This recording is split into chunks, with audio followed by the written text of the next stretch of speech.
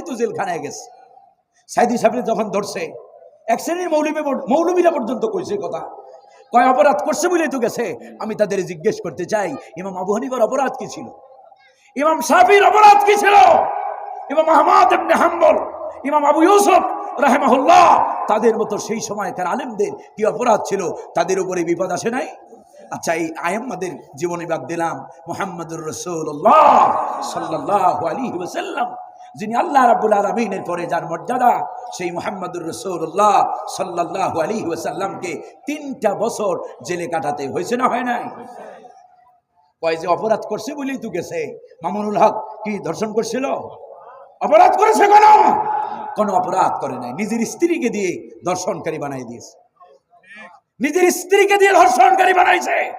বুখারী যিনি পড়ান, বুখারী যিনি কোরআন, কালা কালা রাসূলুল্লাহ, এই কথা যে আলেম মুখ দিয়ে বের করে, সে আলেম ধর্ষণ করতে পারে, এটা এ জাতি বিশ্বাস করে না। যেই লোকটা 50 বছর কোরআনের ময়দানে তাফসীর করে গেল, সেই লোকটা 500 মেয়ে মানুষের ধর্ষণ করে, এইটা জর্জ ডব্লিউ বুশও বিশ্বাস করবে না, ঠিক কিনা? এটা শয়তানও বিশ্বাস করে না যে একজন পুরুষ 500 নারীর ধর্ষণ করতে পারে। তোমরা আওয়ামী লীগের অবশ্য জোর বেশি, হাসিনার যে কত ক্ষমতা, তার মোড়ে এত 80-র উপরে বয়স, তার মোড়ে রাগই যায় না। এ জাতির উপরে তার এত রাগ আর এত ক্ষমতা, এত শক্তি, পাপ যা করছেন, এখনো মাঝে মাঝে উকি মারে, কয় যে চট করে ঢুকে পড়বে। আমি সেদিন বলেছিলাম, কোথায় যেন বগুড়া না আপনার পাবনাতে, যে আপনি বুবু যতই বলেন চট করে ঢুকবেন, ফট করে ঢুকবেন, এ জাতীয় মুগুর নিয়ে রেডি আছে, ঠিক কিনা? সবার ভিতরে এই সেই নিয়ে দ্বন্দ্ব থাকতে পারে, আপনি হাসিনার ব্যাপারে কোনো দ্বন্দ্ব নাই, ঠিক কিনা? হাসিনা হচ্ছে ফেরাউনের লেডিস ভার্সন, ওর নামে আর কোনো সন্তানের নামও কোনো মা বাপ রাখবে না, ঠিক কিনা? সুতরাং ওই জালেমার ব্যাপারে ঐক্যবদ্ধ থাকতে হবে। না জানি আবার উনি বলে ট্রাম্পের উপর দিয়ে আসবে।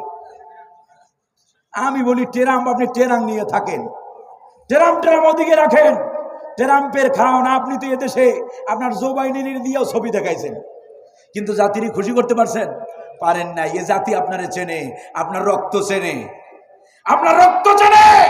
আওয়ামী লীগের ইতিহাস এ জাতিকে শোষণের ইতিহাস, ঠিক না? শেখ মুজিবের ইতিহাস এ জাতি জানে। মানুষ খাইতে পায় না, তখন তার ছেলেকে দামি দামি স্বর্ণ দিয়া ছেলের বিয়ে দেয়, ঠিক কিনা? আর জাতির সামনে যাইয়া তার মেয়ে যেভাবে নাটক করে, বড় নাট্যকার কিন্তু তিনি ছিলেন, তিনি মারা গেছেন এবং তিনি তার নাট্যকর স্বাবলম্বী সব রেখে গেছেন, যেগুলো আমরা এখন আত্মজীবনীতে পড়ি।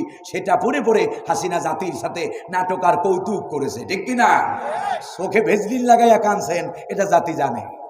আল্লাহ আমাদেরকে বোঝার তৌফিক দান করেন। হাজার নয়, ওয়াতাওয়াসাউ বিল হক ওয়াতাওয়াসাউ বিস সবর। হকের কাজ করতে গেলে বাধা আসবে, বিপত্তি আসবে, নানান ধরনের শত্রুর মোকাবেলা করতে হবে। প্রস্তুত আছেন তো?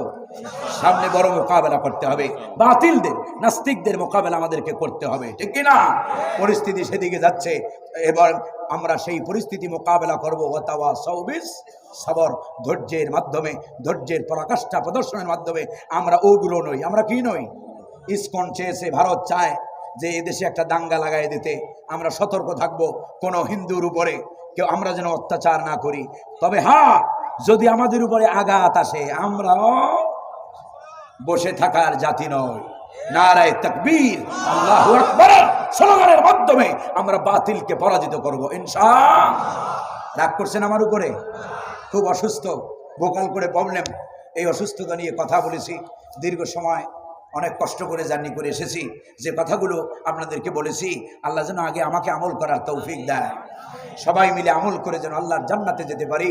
আল্লাহ যেন সেই তৌফিক আমাদেরকে দান করে, আমিন। ওয়া আখিরি দাওয়ানা আনিল হামদুলিল্লাহি রাব্বিল আলামিন। ওয়াসসালামু আলাইকুম ওয়া রাহমাতুল্লাহি ওয়া বারাকাতুহু।